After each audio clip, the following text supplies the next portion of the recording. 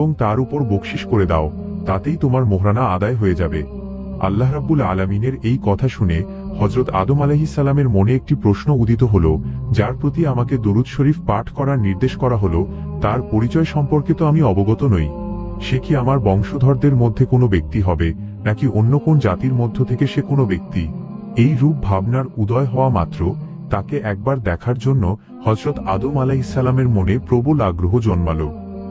এরপর তিনি আল্লাহ রব্বুল আলামিনের দরবারে প্রার্থনা জানালেন, হে আল্লাহ, আমি তোমার সেই মহান বান্দাকে দেখতে চাই যার প্রতি তুমি আমাকে দরুদ শরীফ পাঠ করতে বললে। আল্লাহ রব্বুল আলামিন তখন আদম আলাইহিস সালামকে বললেন, হে আদম, তুমি তোমার আঙ্গুলের একটি নখের দিকে দৃষ্টিপাত করো, তাতেই তুমি আমার হাবিব মুহাম্মদ সাল্লাল্লাহু আলাইহি ওয়াসাল্লামের চেহারা দেখতে পাবে। এই কথা শুনে হযরত আদম আলাইহিস সালাম স্বীয় আঙ্গুলের নখের দিকে দৃষ্টিপাত করলেন। অতঃপর তিনি তার নখের মধ্যে হযরত মুহাম্মদ সাল্লাল্লাহু আলাইহি ওয়াসাল্লামের পবিত্র চেহারা মোবারক দেখতে পেলেন। দেখামাত্রই রাসূল সাল্লাল্লাহু আলাইহি ওয়াসাল্লামের প্রতি তার প্রবল প্রীতি ও স্নেহ জেগে উঠল এবং তার প্রতি তিনি বিশেষভাবে আকৃষ্ট হলেন। সাথে সাথে তার উপর 10 বার দরুদ শরীফ পাঠ করলেন। তখন আল্লাহ রব্বুল আলামিন ইরশাদ করলেন, হে আদম, তুমি যে একান্ত ভক্তি ও বিশ্বাসের সাথে 10 বার আমার হাবিবের প্রতি দরুদ শরীফ পাঠ করলে, তার ফলে আমি তোমার জন্য বিবি হাওয়াকে বৈধ করে দিলাম এবং তোমার মর্যাদা ও মর্তবা অনেক গুণ বৃদ্ধি করে দিলাম। হে আদম, যাও, তুমি এবং তোমার স্ত্রী বেহেশতে বসবাস করো এবং তোমরা যা খুশি আহার করো, বেহেশতের সবকিছুই তোমাদের জন্য হালাল করে দিলাম। অতঃপর আল্লাহ রব্বুল আলামিন হযরত আদম আলাইহিস সালামকে গন্ধম গাছের দিকে ইঙ্গিত করে বললেন, হে আদম, তুমি ও তোমার স্ত্রী বেহেশতে অবস্থান করো এবং তোমরা বেহেশত হতে স্বাচ্ছন্দ্যে যা ইচ্ছা ভক্ষণ করো, কিন্তু তোমরা ওই বৃক্ষটির নিকটবর্তী হও না। যদি তোমরা সেই বৃক্ষটির নিকটবর্তী হও, তাহলে তোমরা ক্ষতিগ্রস্তদের অন্তর্ভুক্ত হয়ে যাবে।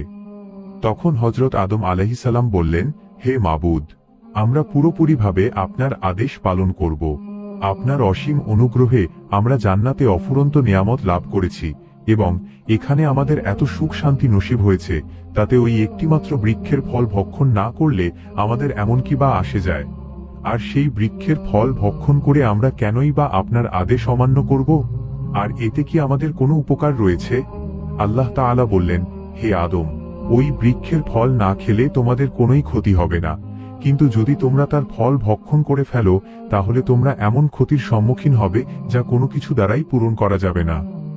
আল্লাহ তাআলার নির্দেশ অনুযায়ী হযরত আদম আলাইহিস সালাম ও বিবি হাওয়া আলাইহিস সালাম পরম সুখ শান্তিতে বেহেশতে বসবাস করতে লাগলেন। কিন্তু তাদের এই সুখ শান্তির জীবন দেখে ইবলিশ জ্বলে পুড়ে ছারখার হয়ে যেতে লাগল, কারণ তার মনে সর্বদাই আদম আলাইহিস সালামের প্রতি হিংসা কাজ করত। তার ফলেই সে তাদের চরম ক্ষতি সাধন করার জন্য প্রতিজ্ঞাবদ্ধ ছিল।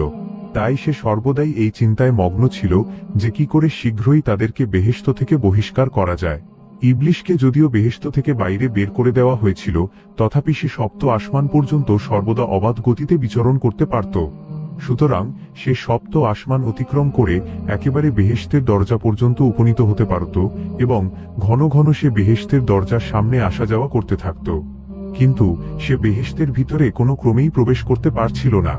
তাই ইবলিশ এই আশায় বুক বাঁধল, যদি সে বেহেশতের বাইরে থেকে কোনো রকমে হযরত আদম ও বিবি হাওয়াকে দেখতে পায়, তাহলে তাদেরকে মিথ্যা প্রলোভন দেখিয়ে ধোঁকা দেওয়া মোটেও কঠিন কাজ হবে না। এই আশার বশবর্তী হয়ে ইবলিশ বেহেশতের দরজায় বসে থাকল এবং